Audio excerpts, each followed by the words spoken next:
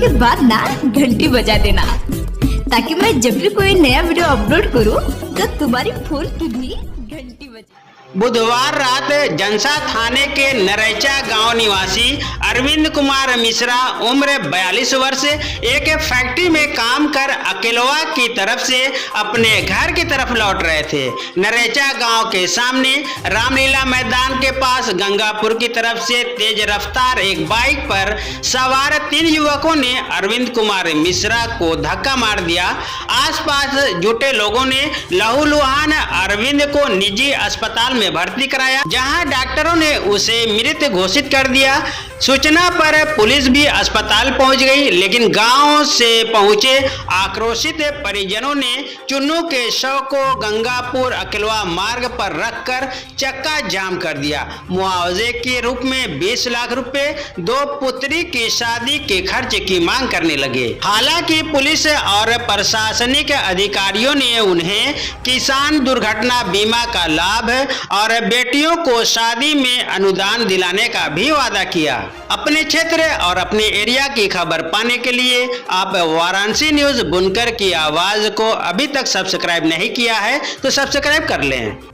बहराइच मामले को लेकर मुस्लिम के बीच पहुंचे चंद्रशेखर रावण, उन्होंने क्या कहा आइए देखते हैं। प्रेम बना रहे और देश एकजुट होकर तमाम तरह की गैर बराबरी, तमाम तरह के जुल्म और तमाम तरह की जो समस्याएं जनता के सामने आ रही हैं उनके खिलाफ लड़ाई लड़े। इसलिए आज इस मंच के माध्यम से मैं अपनी बात को स्पष्ट करता हूं कि अगर भारत क्योंकि बहुधर्मी देश है,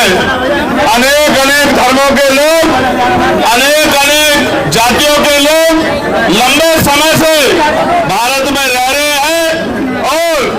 इन सब जातियों के लोगों ने, धर्मों के लोगों ने जब भारत गुलाम था तमाम तरह से भारत के ऊपर जो हुकूमतें काबिल थी, मैं पीछे को खड़ा जो हुकूमतें काबिल थी, यानी कि अंग्रेजों की सरकारें, उनके खिलाफ मिलकर लड़ाई लड़ी थी। और लड़ाई भी ऐसी नहीं लड़ी कि थाली में सजा के आजादी मिली हो, लड़ाई भी इस तरह लड़ी कि जाने कुर्बान करनी पड़ी। बहुत सारे बड़े पैमाने पे हर सभी धर्मों के लोगों ने बलिदान दिए, तब जाके देश आजाद हुआ। और आज जब देश को आजाद हुए 75 साल से ज्यादा हो गए हैं, तो जानबूझ के चाहे मुसलमान हो, चाहे सिख हो, चाहे क्रिश्चियन हो, चाहे बौद्ध हो, चाहे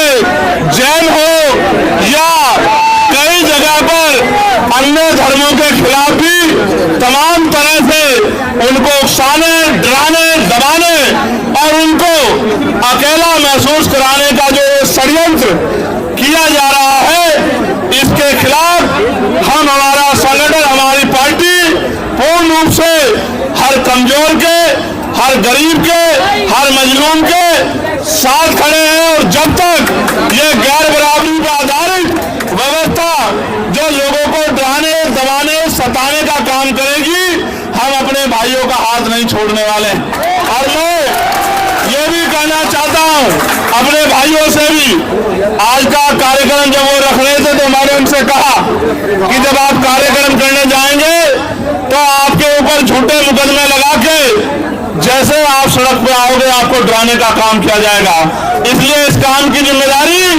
जिन लोगों को, जो सबको अपना भाई बना के एकजुट होकर चलना चाहते हैं, उन भीम आर्मी आजाद समाज पार्टी के लोगों को अपने हाथों में उठानी चाहिए। क्योंकि जब आप वोट मांगने जाते हो तब तो आप सबसे वोट मांगते हो, बड़े बड़े वादे करते हो, और जब चुनाव निकल जाता है और गरीबों पे, कमजोरों पर जुल्म होता है, तो सारी पार्टियों की तरह आप भी इंतजार मत करो कि वो सड़क पे निकल के अपने आप लड़ाई लड़े। अगर आप सड़क पे निकलोगे तो उनके लिए आपको एजेंडा बना के अपना काम करना आसान हो जाएगा। मैं आपको विश्वास दिलाता हूं, आपको पता होगा जिस शख्स ने पैगंबर साहब पे टिप्पणी की थी,